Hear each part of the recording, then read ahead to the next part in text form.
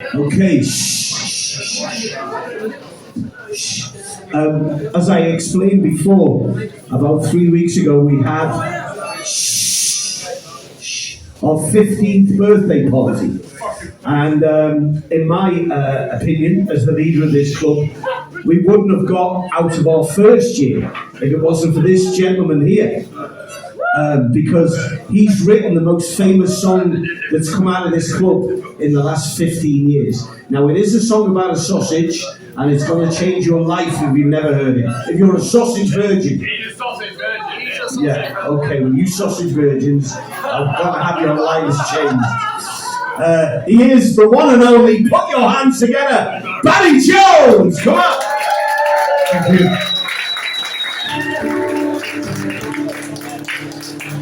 Thanks very much. This song's a song about sexual frustration. It's called Howling at the Moon. If you feel like it refers to you, by all means have a howl, you're amongst friends.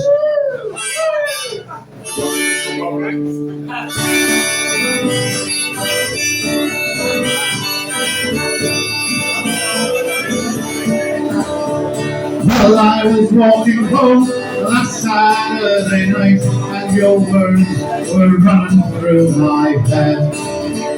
Now I may be dumb, or not even that bright, but I didn't understand the word you said.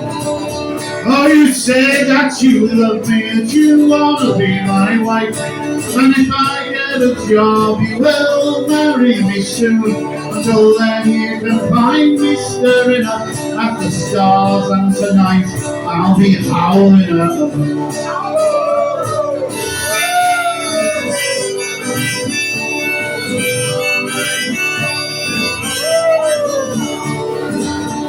You knew when you met me that I had a poet's heart, and that working just wasn't right for me.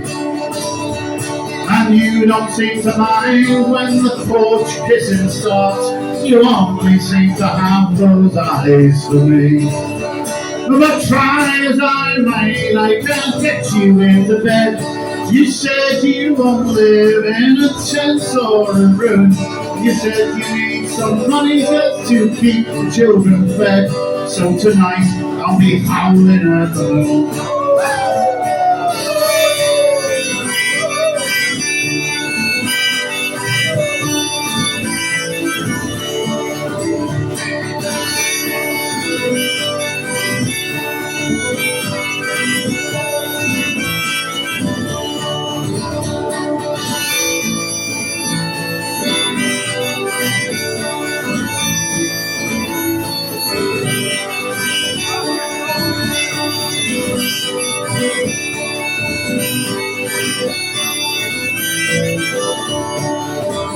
Well, you know I've been working, making up these old songs. Maybe I'll sell one if I find a good tune. Until then you can find me staring up at the stars, and tonight I'll be howling at the moon. Until then you can find me staring up at the stars, and tonight I'll be howling at the moon.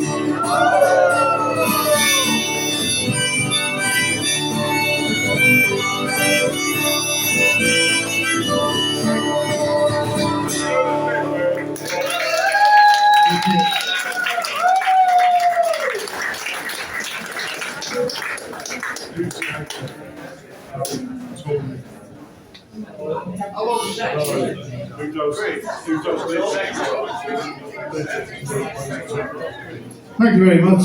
This next song is a song about the American Civil War. Liverpool played a very shabby role in the American Civil War,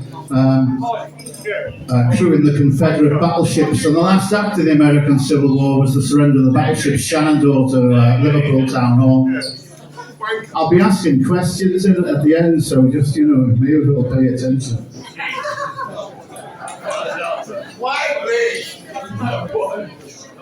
So it's about the Battle of Gettysburg, when the tide turned for the anti-slavery people. It's called Last Man Standing.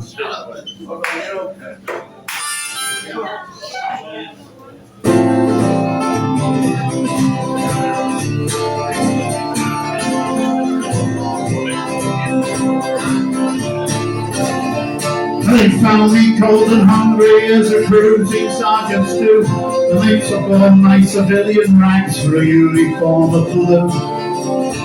I was fighting for the Union and the end of slavery, and I chose to serve my country in the horse artillery.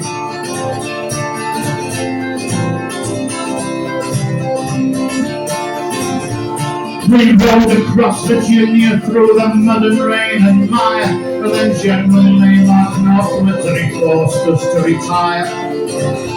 My Nancy wrote me letters that made me want to cry, and we rode on up to Gettysburg on the first day of July.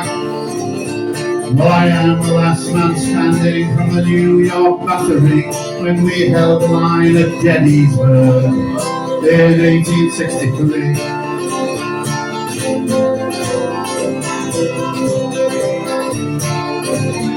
I was fighting up on the round top and down in Devil's Den, and sometimes we were falling back, sometimes it was them.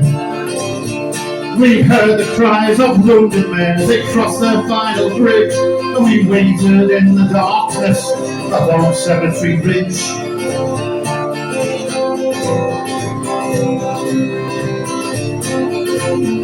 When the sun rose up with anger through that Pennsylvania dawn, and then Pickett's men came charging, but we drove them down like corn. We saw them swarm towards us, and we heard the rebel yell, and we loaded up with canister and blew them all to hell. Well, I am the last man standing from the New York battery when we held the line at Gettysburg in 1863.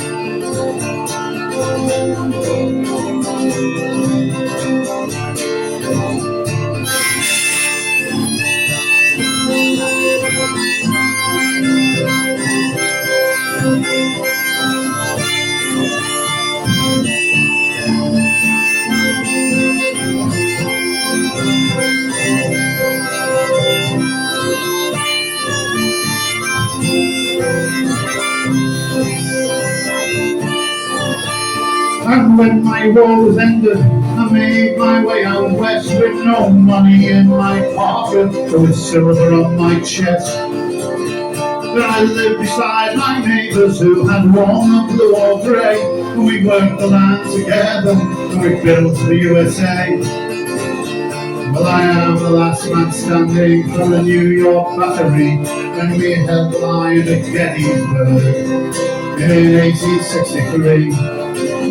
Yes, I am the last man standing from the New York battery when we held the line at Gettysburg in 1863.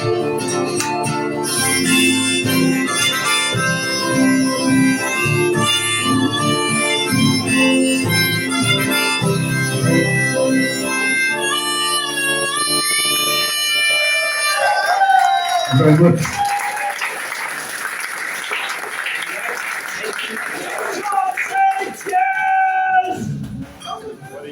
Yes!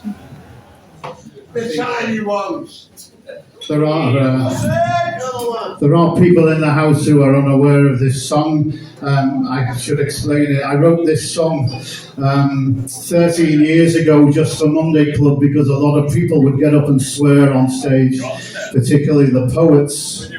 And so I wrote it as a morality tale about the perils of swearing. And I do have to swear in the song. How do you do a song about swearing without swearing, basically? But because I don't swear myself, I ask if people will join in and sing along and make me feel a little bit better about it. I've sung the song ever since I wrote it. I've done it about 500 times. If I'm not here, Ian sings it, bless him.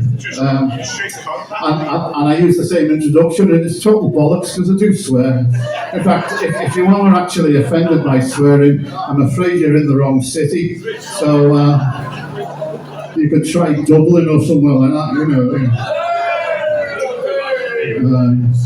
Anyway, the idea of the song is that you sing along, and I do hope you will. If you don't know the words at the start, you'll know them at the end. But it's not this song that keeps the club going. It's purely Ian Prowse himself. Please put your hands together for Ian. So this song is a live version of this song on social media platforms. You can go home tonight and say, Alexa, play Hide the Sausage and see how you get on. Hasn't worked for me yet, but you know. This is Hide the Sausage, in case you haven't gathered. What's it called again? Anyway. One Sunday afternoon I was gardening my balloon so I could settle down and watch football. The match, it was a bore, it took them 2 hours just to score. My wife said, let's have chips, what a good call. And a chip shop man and me, we had some history. I didn't like that he was always swearing. He deaf and jeff at me if I didn't have the right money, if I ordered a split portion just for sharing. But I always stayed polite, I thought it was only right. Onion gravy and chips quite please and a sausage. He wrapped them up quite quickly, I've never seen him work so slickly. I was soon on my way home back to our cottage. When I got the feast back home, my wife was on the phone, so I took on the task to put the food out. Imagine my despair when the sausage wasn't there. I went straight back to the shop for a shootout. I marched in with face like thunder, sizing customers asunder. Anyone could tell that I was raging. In my state of heightened ire, I thought I'll fight fire with fire, and with these very words I did engage him. I said, where's me fucking sausage, you bastard? Where's me fucking sausage, you bastard? I was hoping to enjoy a lovely saddle boy. Now where's me fucking sausage, you bastard? Calling a bastard, you bastard. Who you calling a bastard, you bastard? Your position is diminished by the fact I hadn't finished wrapping up your stuff before you fucked up. Well, I phoned up your wife to tell her of the error. She said it was alright, you were an easy-going fella. Now I work for Canars, and we spoke like this on ships. Now you the fucking bars, and you can whistle for your ships. Well, I come to my wife, who was ashamed of me quite rightly. She said she couldn't eat, though she was famished. And from my conjugal rights, which used to be twice nightly, I found myself indefinitely banished. Cause I said, where's me fucking sausage, you bastard? Where's me fucking sausage, you bastard? I was hoping to enjoy a lovely saddle boy. Now where's me fucking sausage, you bastard? There's more. Now the moral of this tale is to think before you speak, resisting the temptation to get lippy. It's not big or clever to swear, and if you get it wrong, you could be anchored off Bombay without a chippy. So don't say, where's me fucking sausage, you bastard? Where's me fucking sausage, you bastard? I was hoping to enjoy a lovely saddle boy. Now where's me fucking sausage, you bastard? Your turn on your own.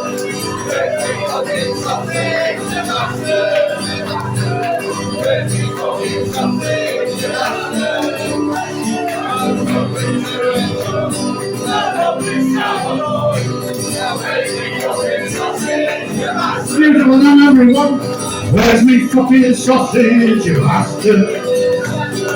Where's me fucking sausage, you bastard? I was hoping to enjoy a lovely saddle boy. Now where's me fucking sausage, you bastard? Beautiful singing, thank you. I can see the faces of all you sausage virgins. Life is different for you now, and always will be. Please give it up for the one and only Sausage King himself, the father of the house, the prince of the Chipper